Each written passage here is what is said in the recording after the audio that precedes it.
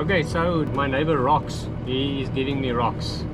Said I can pick up along the road and gave me some clearance to gather as much rocks as I want. So that is awesome. This so far about 20% of what I need.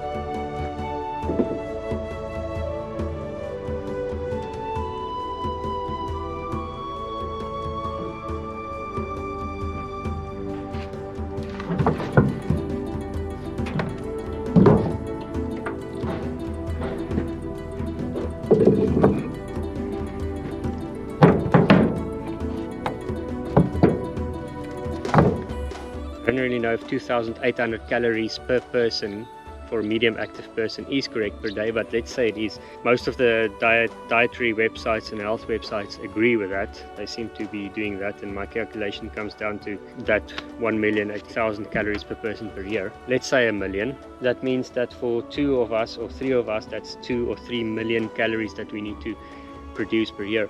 So fortunately, not all of these calories will be coming from vegetables. Some of it will be coming from animal products, animal byproducts like eggs, there's cheese, there's milk, there's yogurt, there's a bunch of things like that. And then obviously a lot of it will also be traded with neighbors. I'm hoping that this video or set of videos, depending on what we get in here, will at least cover the growing vegetables and starting to grow vegetables in a demanding situation like I have now. And it's demanding because I have to start with almost no data, so we're going to be building up data as we go, doing analysis on the calories that we're producing, then doing analysis on the micro and macronutrients and seeing what we have, then seeing how much space we need to produce the calories per person per year that's needed for this actual activity level and lifestyle.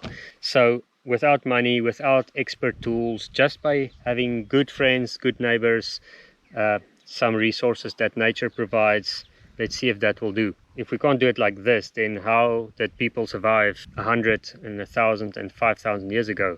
Doesn't make sense. It must be possible without fancy tools and fancy equipment. So let's see what we can do.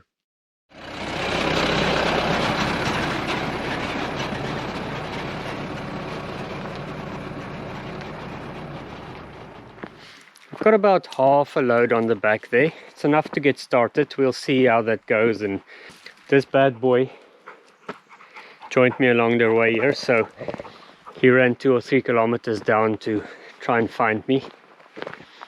He doesn't know that it's actually dangerous.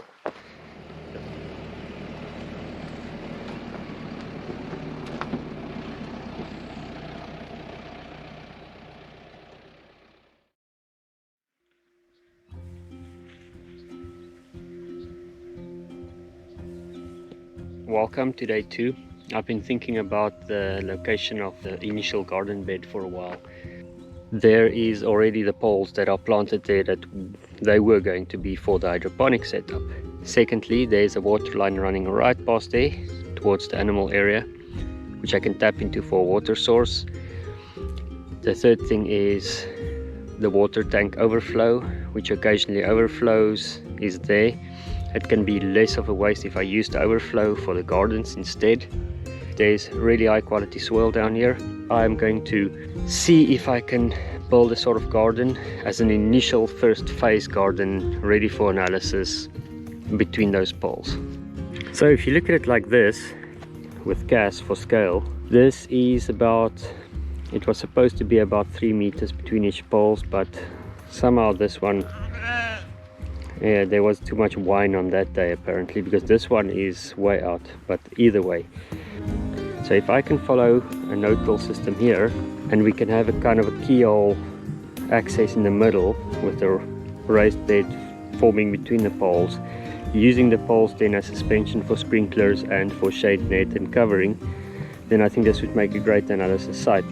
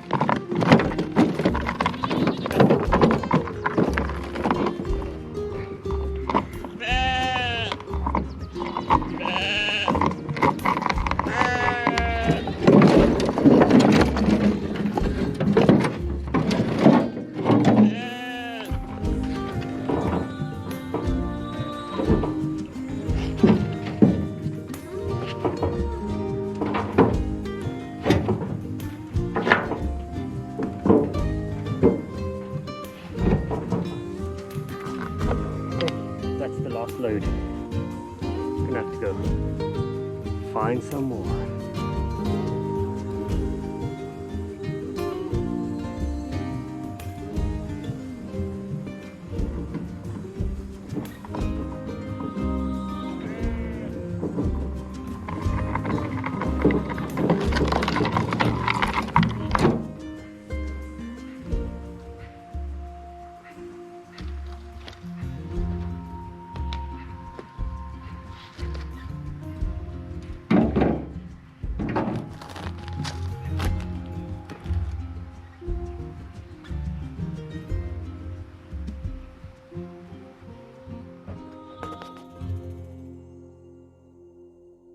Gaz and I went out, got some extra rocks. Those are 100% quartz. That's the nice thing from this side of the farm. And the goats are back now, so I'm going to go return them to their kraal and then sign off.